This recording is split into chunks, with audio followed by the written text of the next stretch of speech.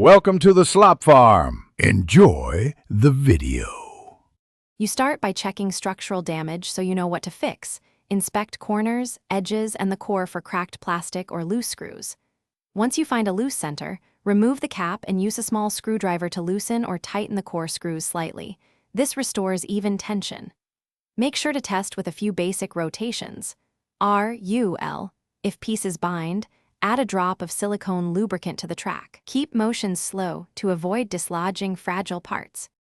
Once done with initial tensioning, you need to access the middle layer by popping one edge. Apply gentle upward pressure near the corner to avoid cracking. You should then realign the inner rail and centerpiece. This fixes misaligned tracks that cause jamming. If you see shredded stickers or debris, remove it with a cloth and a toothpick. After reassembly, reinsert the edge and make incremental core adjustments so the cube turns smoothly without popping. This balances speed and stability. You finish by performing full-cycle testing.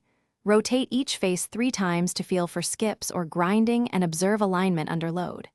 If turning is still stiff, tweak tension by 1/8 turn increments and add 1 to 2 drops of silicone lubricant into the tracks.